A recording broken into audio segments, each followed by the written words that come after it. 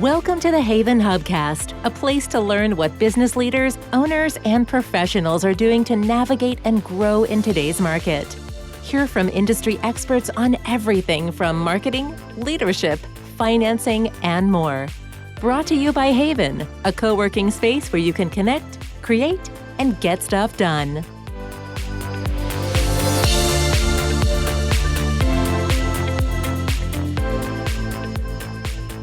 Today, I am very excited to be joined with Heather K. Terry. She is the co-founder and CEO of GoodSam Foods, and we are going to be talking about the business of doing good in business. Welcome, Heather. Nice to have you here. Thanks so much for having me, Nancy. We're going to talk a little bit about your current business, but I also, as background, you've worn many hats. I've been an entrepreneur at a young age. You describe yourself as a chef, chocolatier, author, and a partner at Beyond Brands.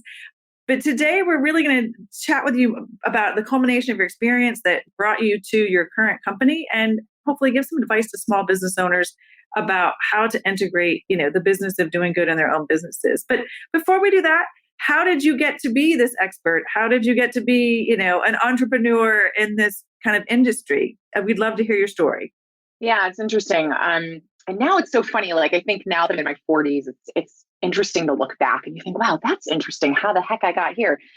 When I was in my late 20s, I was actually an actress in New York City. I hold a BA in theater arts from Valparaiso University and a Master of Fine Arts from Rutgers University Mason Gross School of the Arts, where I studied with William Esper, who's a very well-known, he's the late William Esper now, but he was a very well-known acting teacher across the country.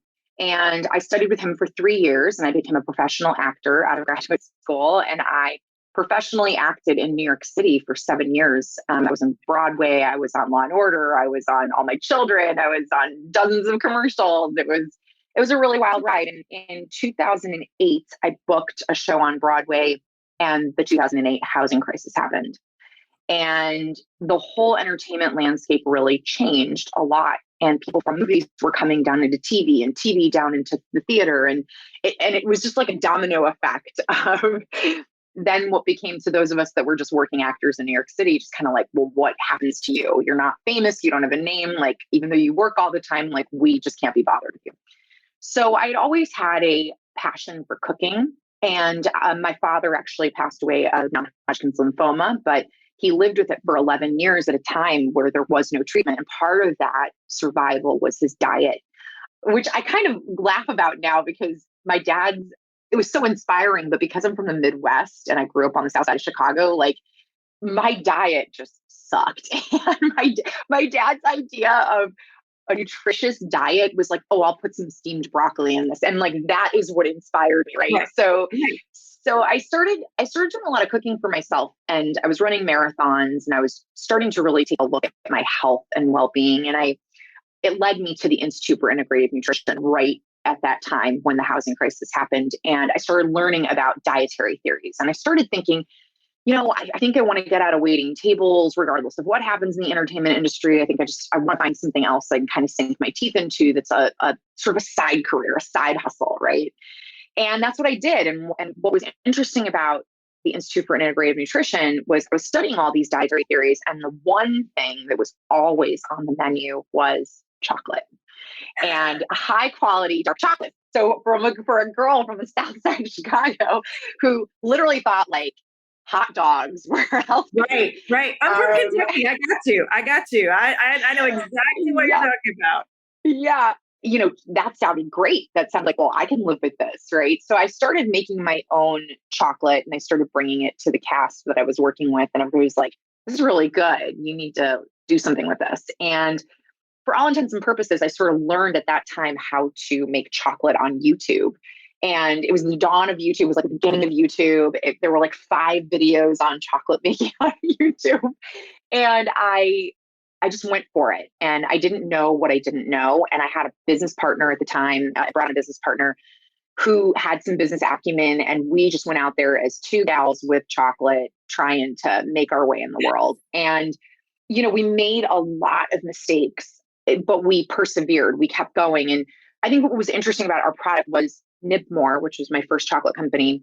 was the first non-GMO verified chocolate brand on the market. We happened to sort of like collide with the beginning of the non-GMO project movement. And that was a big deal for us. And I think it was kind of what, pulled us from obscurity into more of the, just into the consumer conversation, right? So we got really, really lucky. And I did that for 7 years, finding out some things about supply chain that I didn't really love, that Jen and I were like, this is crappy. And, we were talking farmers and we're like, wow, this is garbage, all these third-party verifications. And it just wasn't working for us. And then I left and went to culinary school after that. So culinary school came after it. I had done some chocolate study while I had it more, because I finally realized I needed to get it together. I was going to beyond YouTube, right? Beyond YouTube. Yeah. And then just in summary, I was in natural CPG for a really long time. I have helped a lot of female-owned businesses. I was a consultant for a while. I had a beauty brand that I was a VP of sales for, that I plugged into every major national retailer because I'd done that business with Nibmore. And then I landed at Beyond Brands about 2 years ago, a little over 2 years ago. And Sam Stroot was my first client, and GoodSam. Sam came in with the dried fruit product, and Eric Schnell of Beyond Brands looked at me and said, I think there's a lot more than dried fruit in Colombia. And I think you might know something about, I don't know, chocolate. So let's see what we can do here. And Sam became a client, and then eventually became my partner. And we totally revamped the entire company into what it is today. Nice. Oh, I love that. But back to your point of how did you get here? It's never linear, but all the dots typically make sense, right? Like at the time they might not, but you wouldn't be here today with all those points. So you have the expertise in the kind of, and not to sling around lots of acronyms, but you said CPG. So for those who don't know, CPG is consumer packaged goods, right? And before we talk about CSR, corporate social responsibility, and GMOs, right? Like there's now a whole industry of how to do good, how to help the world.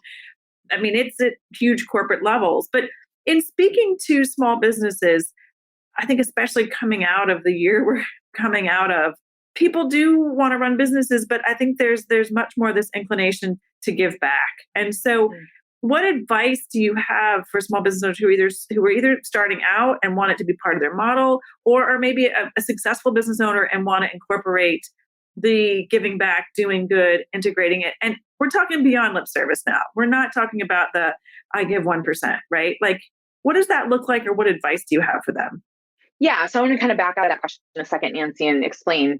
So GoodSam's a really great example of this, because the company it just came on the market in November, but the work that we've been doing on this business has been happening for 2 years, right?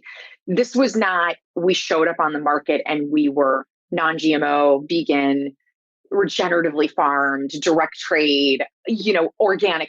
We had to build that in our supply chain. And there was a lot of work and travel and sitting down with partners and farmers and people who have larger businesses in the countries that we work in, government officials, et cetera, to do what we do, right?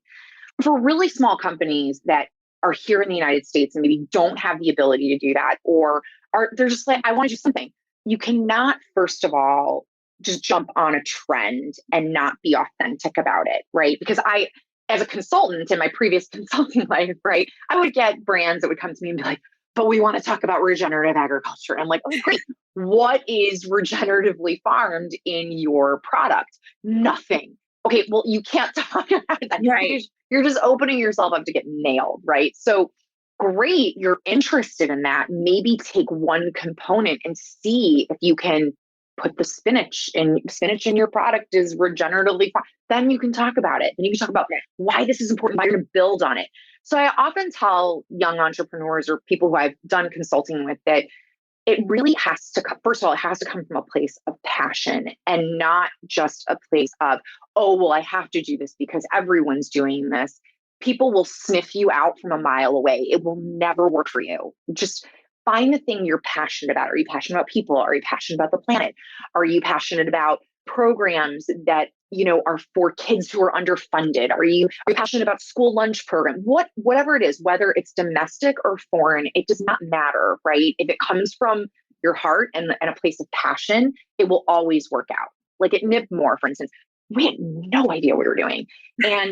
But we cared about, we lived in New York City and we saw that there was an inequality in the food system, and our product was a difficult price point. There was no food, there was no talk around food equity back then. There was no talk about, Right. in underserved communities, like get your product. But Jen and I we're like, okay, we know a lot about nutrition. We know a lot about like making small little changes. And we started going into some of the Harlem food programs for kids. We started going to some of these after school programs and just being like, hey, we're going to teach you guys about chocolate. And like, this is why you want dark chocolate, not milk chocolate. And of course, there's the fifth graders looking at us like we're completely crazy. Right. But game to try, right? Game to try and to actually be there and do it. And like, we had those kids making their own chocolate, like little protein balls. And it can be as small as that because it's just a local program, right? But it's not just a local program, because like maybe you affect that one kid who winds up going to do something in the field or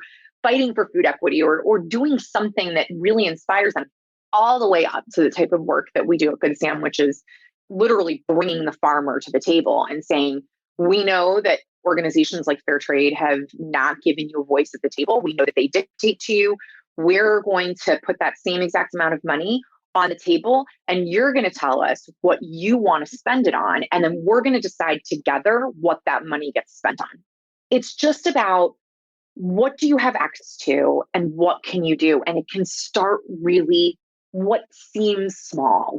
Because again, I don't want to belittle that, because I remember that work we did in those communities. And I remember those community organizers coming back to us and saying, some of the kids were like, oh my God, dark chocolate's disgusting. And other kids were like, wow, I never thought of that. And there were some really thought-provoking conversations that came out of that kind of stuff. So don't ever, I call it compare and despair.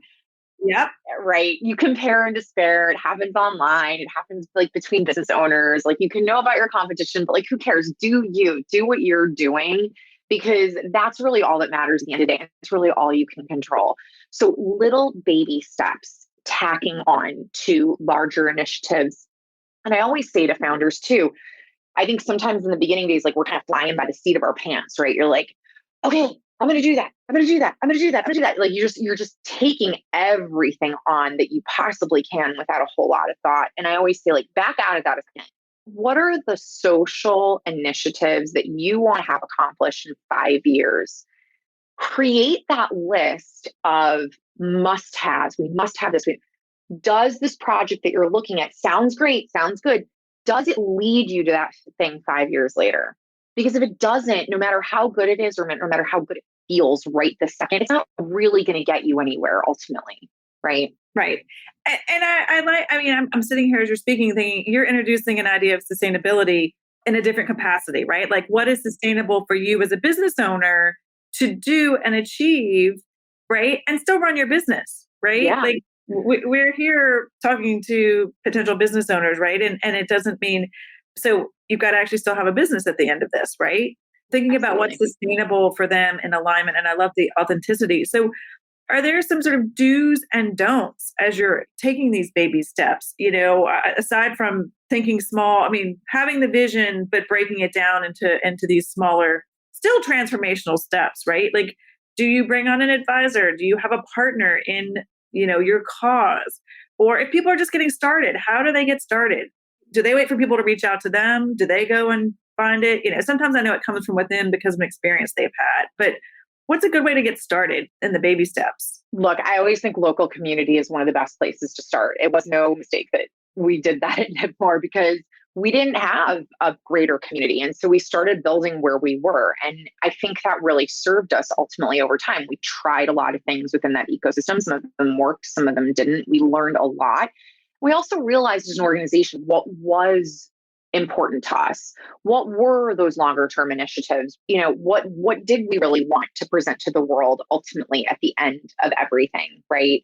And I think for me, even though like I never felt that we got there, right, just because of the way that business ran for us, as I've gone through other companies, I've taken that education, right, to every single company. And I think that's why at GoodSam, we were able to implement those things. So understand that it's not going to be perfect, especially if this is your first rodeo. I think always reach out to people, especially in the local community, because you got to start somewhere. And Right. what's the worst they can say? No? Okay, well, you're not in any different a place than you were 2 minutes ago, right? If they say no, and then you just pick up and you move on to the next one. Someone is going to say yes. So, and then you're going to try it out. And then it might be a great fit and it might not be a great fit. You might get something out of it. You might not get something out of it. It might be that you show up and you thought it was going to be one thing and it's something completely different. I mean, you don't know until you try. When we think about longer term initiatives and we think about companies that get a little bit bigger, companies that have a little bit more man or woman power, we were talking about this before we started recording, Nancy, right? That for me as a C Corp, PDC registered in Delaware, I have fiduciary duty to my shareholders, right? I have to make money. I am a for-profit business.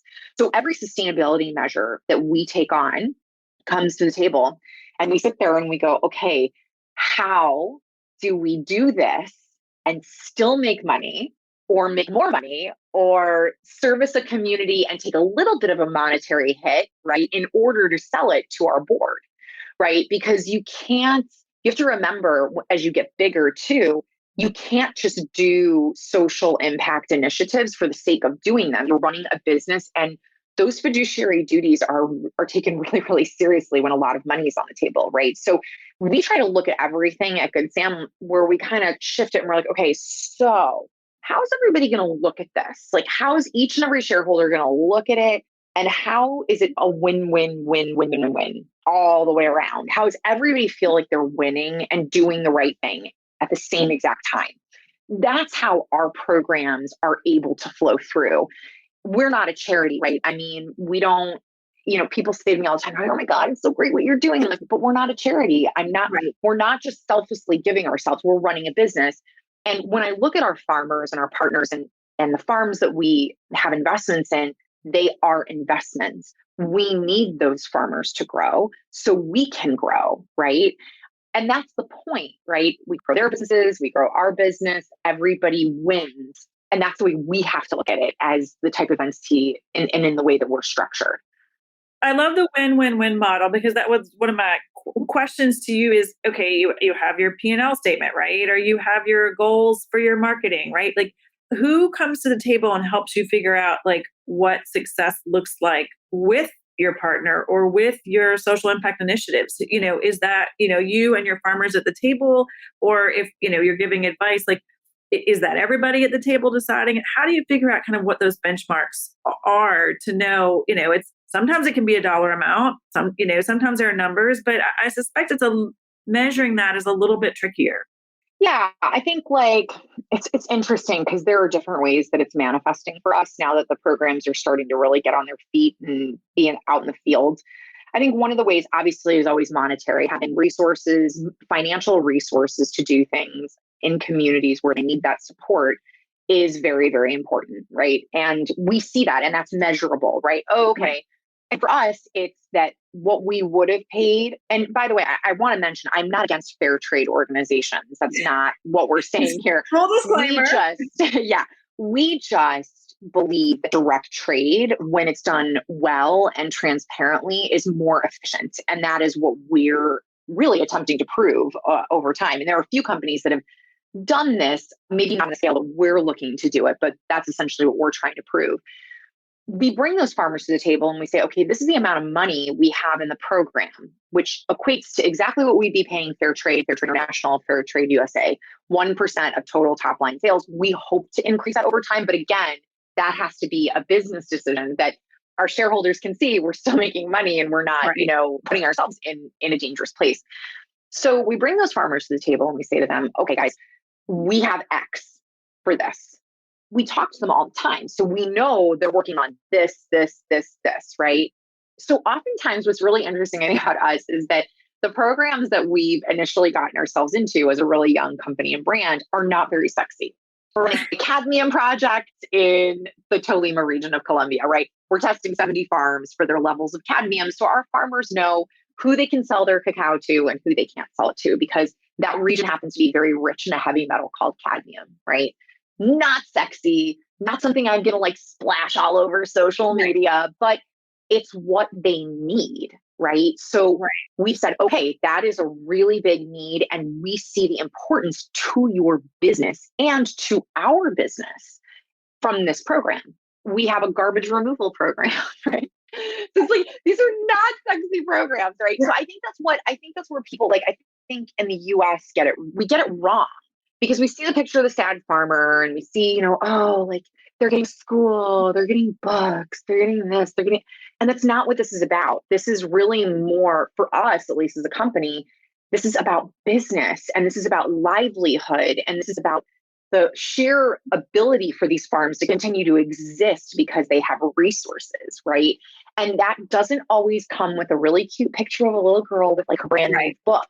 It oftentimes is like a bunch of scientists and agronomists like out in the field going, we're going to dig up 10 samples off this farm. So again, it's, I think I would just urge anybody who's listening to this, when you're thinking of social impact, when you're thinking sustainability, when you're thinking about human impact, think about what people really need versus what you want to just talk about because you think that's what you're supposed to be talking about. You can make a lot more impact listening to your partners than deciding what it is that you want to put on it, right? And that's taken me a really long time to learn as a social mission entrepreneur, right? And it's tough. It's tough to take yourself out of it. Yeah, but I think it's very important to your point of measuring success. Like you sitting here far, far away, deciding that this is what you want to measure, and it's completely not related to, helpful to, supportive of, or in alignment with the partners you profess is crazy. In the church world, we say nobody ever wants to pay for the boiler, right? Nobody ever wants to pay for the electricity. They always want to pay for the new organ. I'm stealing that.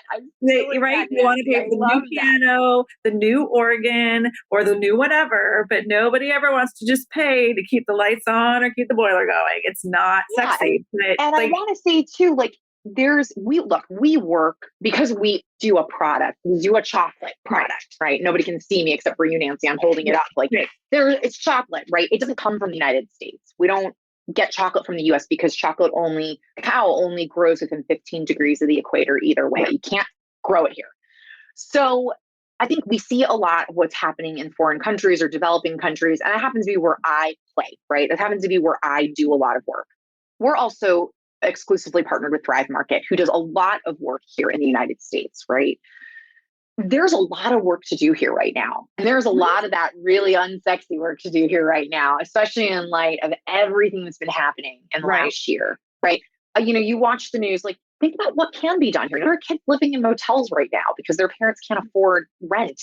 There are real problems here in the United States that if your product relates to it, or I'd even challenge you if your product doesn't relate to it, but you're passionate about it because let's say maybe you make your chocolate or your coffee product and you're really a marketing agency. And you're like, I'm a marketing agency. I buy this stuff from third-party people, but I'm really passionate about helping causes here at home. Then make your mission about that. You don't have to make it about what I'm making it about. You can make it about something completely different, right? As long as it's really near and dear and authentic to you. And I think you're a CPG person, but as a service-based business, right? This doesn't have to be about products either, right? Does not. Your skills in accounting, your skills in marketing are skills in like service-based businesses can do just as much as product-based businesses. I would argue, or you correct me, but in terms of you don't have to have something to give away or to make or have a supply chain to still be doing social good or having impact. Have you seen that? I mean, and have you worked, in your consultant phase, did you do that as well? I'm just curious. Yeah. So actually, I'm going to challenge the service providers out there. Okay, here we go. Because, look, we're in a different social mindset right now, right? In this country, in the United States, right? With the death of George Floyd, with Black Lives Matter, all of it. And we are, money is great and capitalism is great. It's all wonderful. And yes, we should all get paid. But I would challenge you as businesses to figure out what you can do to extend a hand to the BIPOC community in this country. because no matter what anybody says, and yes, I am a white woman and I acknowledge my privilege sitting here with you, Nancy. I have had my share of the patriarchy, but not in the way that my BIPOC sisters have by any stretch of the imagination, or brothers, right? They've had it completely different. And the access that they have had has been abysmal, right? They don't have the same access that I have had as a white woman in many instances, not every instance, but in many instances. And I would say for the service providers out there, figure out what you can do as an organization to extend a hand, discounted services, free workshops, something to boost somebody else's business that doesn't have anything to do with you. Because guess what? I had a few people extend their hand in order for me to be sitting here right now, to have raised the amount of capital that I've been able to raise, to do those things. And so I look at every situation in the way of going, who can I bring up with me? Who can I lift up with me? And I know that sometimes that can seem like a really unpopular idea, but you're going to get way more out of it personally than anything else. There's real value in that at the end of the day. Well, exactly. We in book group last night, with the Haven book group last night, it was just starting conversations with how can I help, right? Like it cuts out the small talk. It cuts out, the whatever, like being clear on what you can do, and also giving others the opportunity to say, how can I help? What do you need? Like, let's do something versus the weather's really nice, or how was your holiday, or where'd you go vacation, or does your home office stink? Right? Like, so I appreciate that challenge. And I think it's a lovely way for those who might be sitting on the sidelines, right? Like saying, I'm not a sustainable business, or I don't do social impact, or that's not for me. I think that's a wonderful challenge and a great invitation. And so, Heather, I feel like we could talk forever. I really appreciate your time. I do want to learn more about GoodSam Foods and now that I know you're here in Haven, I always like to bring it back to Haven, the Haven community. I know we'll see more of you, but how do people connect or reach you if they want to just touch base? What's the best way to reach you? Well, I have an office here at Haven, so you can always swing by and say hi. And otherwise you can follow us on Instagram at GoodSam Foods, or me personally at Heather K. Terry. Or you can email us at hello@goodsamfoods.com. Fantastic. Thank you again, Heather. This was lovely. I really appreciate it. Here's to doing good in the business of doing good in our businesses. Thank you very much. Take care. Thanks, Nancy. Thanks for listening to the Haven Hubcast, a place to learn what business leaders and owners are doing to navigate and grow in today's market. Please leave a review on Apple Podcasts and subscribe on your favorite podcast app. Haven is a co-working space and virtual community located in the heart of Fairfield County, Connecticut.